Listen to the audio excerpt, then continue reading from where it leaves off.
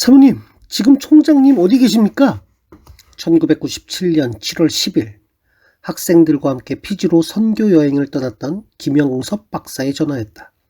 닷새 전 10명의 한동 학생들은 한국감리교 서울 남연회 강남동 지방 후원을 받아 세워진 비전 칼리지의 교장 김주성 선교사의 요청으로 폴리네시안 원주민 학생들에게 컴퓨터를 가르치기 위해 컴퓨터 10대를 가지고 피지로 떠났었다. 피지의 주민들은 폴리네시안 원주민들과 인도와 중국계 아시안들이 대부분인데 이들은 이슬람교와 힌두교를 믿고 있었다. 한 학기 동안 제자훈련을 받은 학생들은 방학이 되면 교수들과 국내외로 단기 선교를 떠나는데 그해 여름방학에도 많은 학생들이 중국, 터키, 인도네시아, 스리랑카, 우즈베키스탄, 피지 등으로 떠났다. 황급한 그의 목소리에 뭔가 좋지 않은 일이 일어난 것을 직감할 수 있었다. 불길한 마음을 누르며 나는 조심스레 물었다. 총장님 학교에 계시는데 무슨 일이세요? 사고가 났습니다. 경식군은 파도에 휩쓸려 익사했고 영민군은 실종되었습니다. 힘없는 그의 목소리는 청천벽력과 같이 내 귀를 때렸다. 나는 전화기를 든 채 그 자리에 주저앉았다. 가까스로 정신을 가다듬으며 귀를 기울였다. 이곳은 물이 귀한 곳이라 남학생 5명이 산에서 내려오는 빗물을 가두어둘 연못을 운동장 한 모퉁이에 판 후 몸에 묻은 진흙을 씻으려고 학교 건너편에 있는 바다로 갔습니다. 겉으로 보기에는 바다는 바람도 일지 않고 평온했다고 합니다. 학생들은 물이 허리 정도 오는 산호초로 둘러싸인 방파제까지 갔는데 갑자기 큰 파도가 일어 학생 2명을 순식간에 휩쓸어 갔습니다. 첫 입학생인 강경식 군과 권영민 군은 방학에도 집에 가지 않고 학교의 고난과 어려움에 앞장서서 도왔던 학생들이었다. 아, 하나님, 어찌하면 좋습니까? 이 소식을 부모님들에게 어떻게 알리겠습니까? 하늘이 무너진 듯 앞이 캄캄했다. 아, 하나님, 어찌하여 이 일을 허락하셨습니까? 밖에는 부슬비가 내리고 있었다. 도무지 정신 둘 때를 찾지 못해 앉아있는 내게 누군가 말했다. 사모님, 하나님의 섭리가 있을 것입니다. 부모님들이 이 슬픔을 잘 견딜 수 있도록 기도하십시다. 긴급 수습 대책을 세운 후 교수님 2분씩 각각 영민이네가 있는 대구와 경식이네가 있는 대전으로 출발했다. 사랑하는 제자를 잃은 교수들의 발걸음이 얼마나 무거웠으랴. 학교에는 경식군의 추모처가 마련되었다. 방학이라 집으로 갔던 학생들이 비부를 듣고 하나둘 학교로 모여들었다. 졸지에 검은 리본을 단 경식군의 사진 앞에 학생들은 무릎을 꿇고 앉아 눈물을 뚝뚝 흘렸다. 개교일에 우리는 가장 큰 슬픔을 당한 것이다. 교정에는 하염없이 비가 내렸다. 그날 밤 대구와 대전으로 떠났던 교수들이 소식을 전해왔다. 엄청난 충격으로 쓰러지셨지만 부모님들의 태도는 의연하셨어요. 그 경황 중에도 오히려 학교를 걱정했습니다. 부모님과 교직원들이 먼저 피지로 떠나기로 했다. 그날 공항 대합실은 처연한 분위기였다. 며칠 전에 씩씩하게 배웅해준 친구들, 이제는 천국 환송을 해주려고 학생들이 모여들었다. 경식군 어머니가 말했다. 경식이는 늘 선교하겠다고 말해왔어요. 경식이를 선교지에서 불러가심은 저희 가문의 영광입니다. 지금까지 경식이를 잘 가르치고 지도해 주신 한동대 교수님들께 진심으로 감사드립니다. 나는 할 말을 잃은 채 어머니의 손을 잡았다. 조금 후 영민군의 부모님이 도착했다. 입술 가장자리가 부르튼 어머님을 차마 바로 볼 수가 없었다. 영민군 어머님이 말했다. 파도를 일으키며 재우기도 하시고 바닷속도 다 아시는 하나님께서 영민이를 살리시려면 요나처럼 살리실 수 있으셨겠죠. 천국과 부활을 아들에게 가르쳐온 제가 어찌 불신자처럼 절망하겠습니까? 그들은 조금 더 학교를 원망하거나 책임을 전가하려고도 하지 않았다.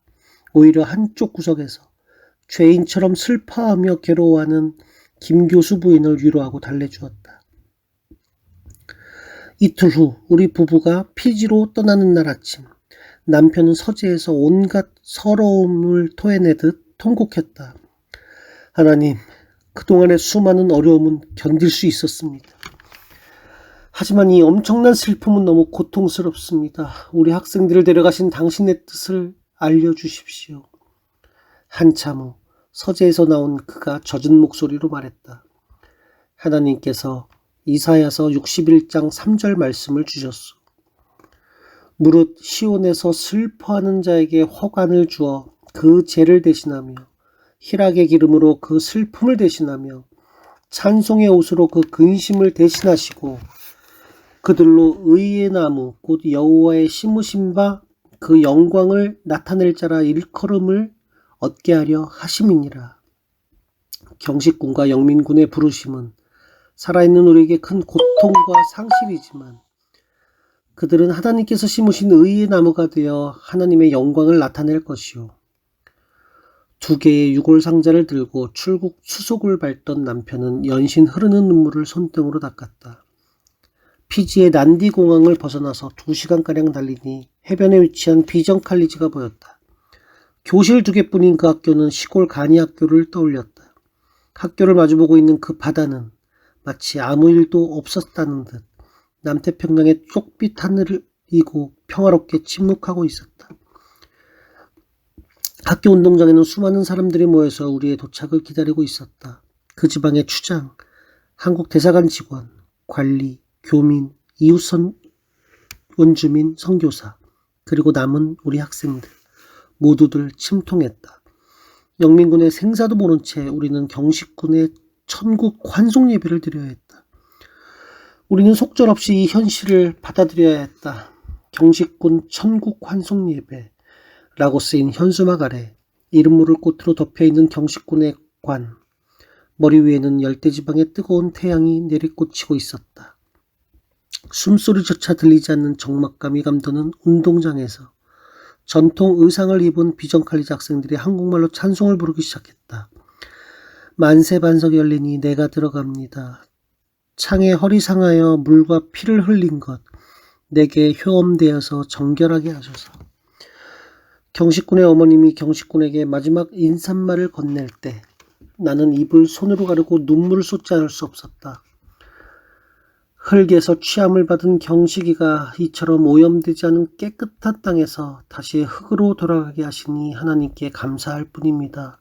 총장님, 한동대 첫 입학생, 학번 1번인 경식이를 하나님께서 한동의 첫 순교의 열매로 받으셨습니다. 이것이 우연이라 할 수 있을까요? 경식이가 피지로 떠나는 날 아침, 마치 먼 길 떠나듯 큰절을 하며 아버지, 어머니, 저를 지금까지 잘 키워주셔서 감사합니다. 그동안 때로 부모님 마음을 아프게 해드렸던 저의 미숙함을 용서해 주세요 라고 말했습니다. 경식이는 한동대에서 참 많이 성숙했습니다. 경식이를 그렇게 준비시키신 학교에 감사하고 하나님께서 제 아들을 순교의 제물로 받으셨으니 저희 가문의 영광입니다. 경식아, 내가 원하던 색소폰 이제 그곳에서 아버지 하나님께 사달라고 하렴. 열심히 배워서 아빠, 엄마 그곳에서 만날 때 들려다오. 피지 해군경찰을 동원한 영민군의 수색 작업은 며칠째 계속되었다. 영민군의 아버지는 아들의 생존에 희망을 버리지 않고 날마다 수색 작업에 따라 나섰다. 우리는 영민군이 살아서 우리 품으로 돌아오기를 간절히 바랐다. 그러나 날이 갈수록 생존의 희망은 희박해졌다.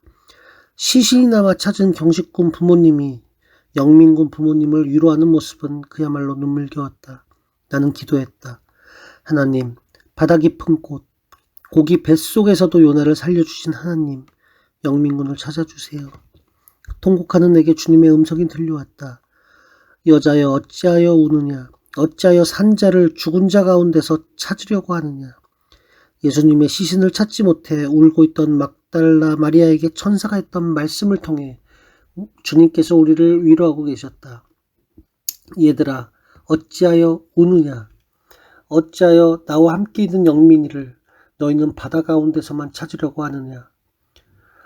영민이는 지금 내 집에 나와 같이 있단다. 그러니 너희들은 더 이상 울지 말라.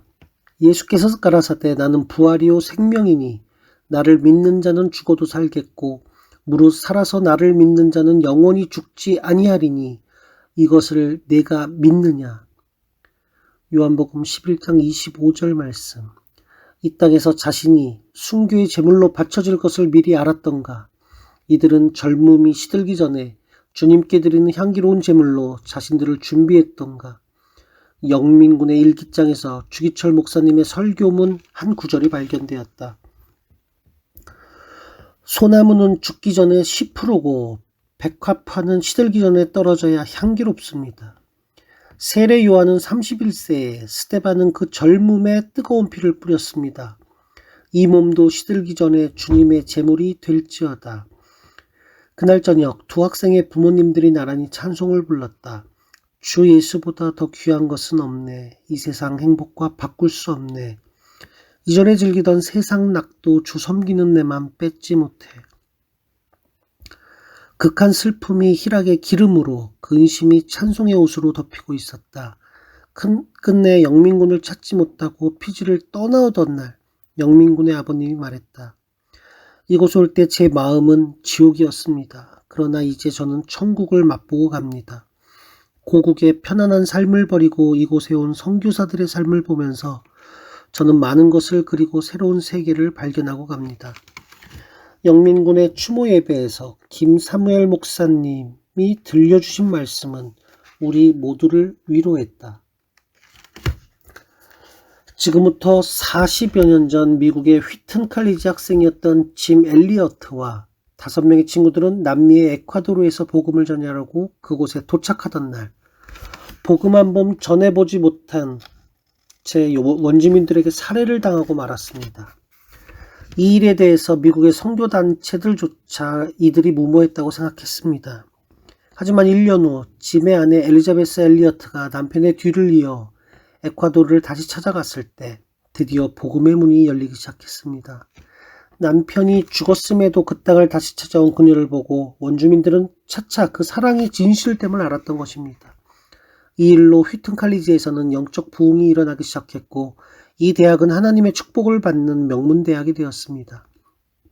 첫 순교자를 낸 한동대에도 이와 같은 하나님의 영광과 축복이 분명히 함께 하실 것입니다.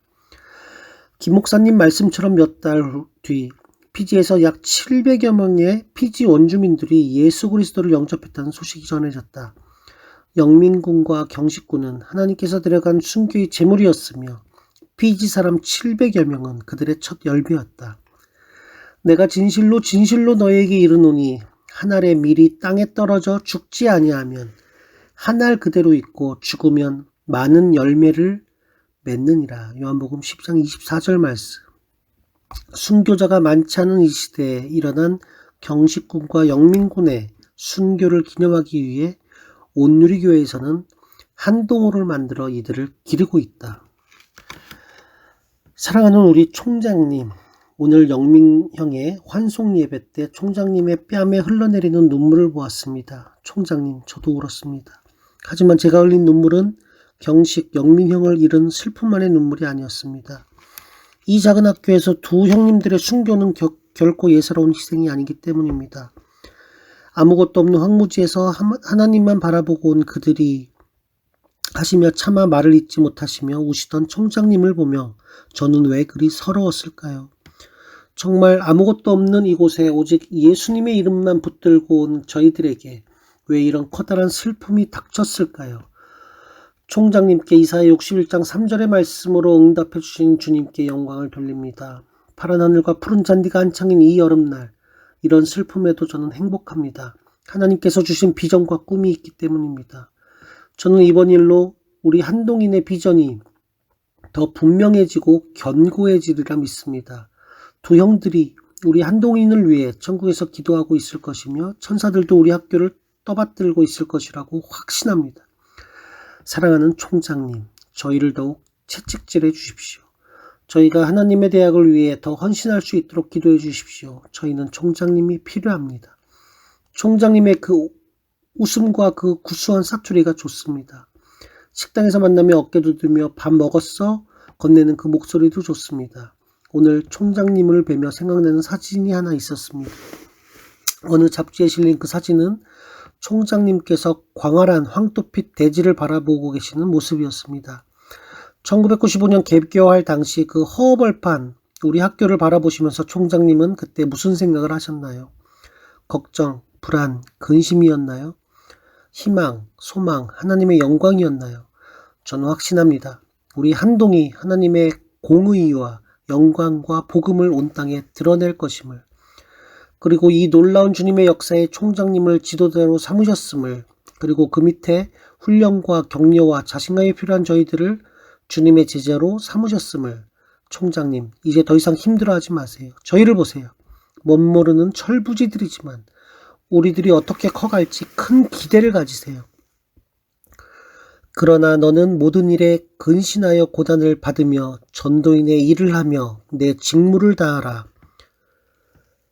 관제와 같이 벌써 부음이 되고 나의 떠날 기약이 가까웠도다. 내가 선한 싸움을 싸우고 나의 달려갈 길을 마치고 믿음을 지켰으니 이제 후로는 나를 위하여 의의 면류관이 예비되었으므로 주 곧 의로우신 재판장이 그날에 내게 주실 것이니 내게만 아니라 주의 나타나심을 사모하는 모든 자들에게니라. 디모데후서 4장 5절로 8절 말씀. 1997년 8월 27일 총장님을 사랑하는 수많은 무리 중 하나인 유재흥 올림. 사모님, 하나님께서 저를 보고 쩔쩔매시네요. 전화로 영민군의 어머님이 말했다. 네? 하나님께서 쩔쩔매신다고요? 영민이의 소지품을 보아도, 길을 가다 키 큰 청년의 뒷모습만 보아도, 꿈에서라도 한번 보았으면, 단 한 번만이라도 어리광 섞인 목소리를 들을 수 있다면 사무치는 그리움에 울 때가 많습니다. 그때마다 마취 주사를 맞은 듯 때와 장소를 가리지 않고 졸음이 쏟아져요.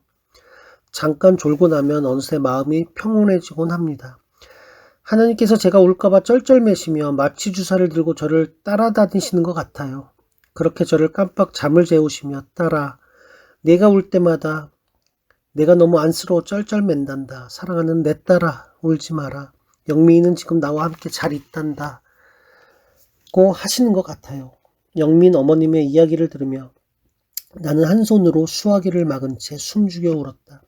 주님, 죽음이란 이 땅에 사는 저희들에겐 너무나 슬프기만 합니다. 나는 우리를 향해 쩔쩔매시는 그 하나님의 마음을 요셉을 통해 알 수 있었다. 국무총리가 된 요셉은 기근에 양식을 구하러 찾아온 자기 형제들에게 자기의 신분을 선뜻 밝히지 못하고 의도적으로 그들의 곡식 자루에 은잔을 감추어 둠으로써 잠시나마 그들을 두려움에 떨도록 내버려 둔다. 요셉이 형제들의 아버지 야곱과 막내 동생 베냐민을 사랑하는가 알아보기 위함이었다.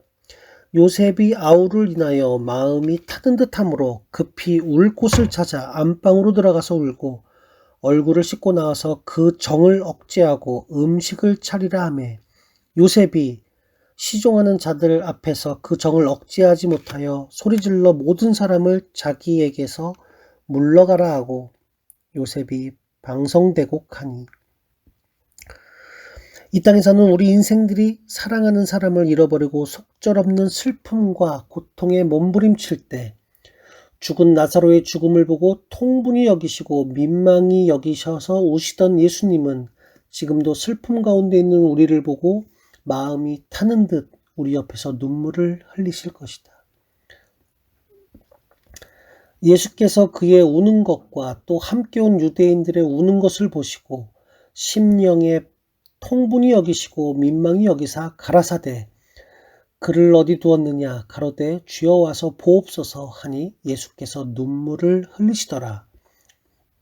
요한복음 11장 33절로 35절 말씀. 경식군과 영민군의 두 어머님은 다니엘처럼 그리 아니하실지라도 아들을 살려주지 않으실지라도 생사와 복을 주관하시는 하나님을 변함없이 신뢰하며 마음의 평안을 잃지 않았다. 주께서 심지가 견고한 자를 평강의 평강으로 지키시리니 이는 그가 주를 의뢰함이니이다. 이사야 26장 3절 말씀.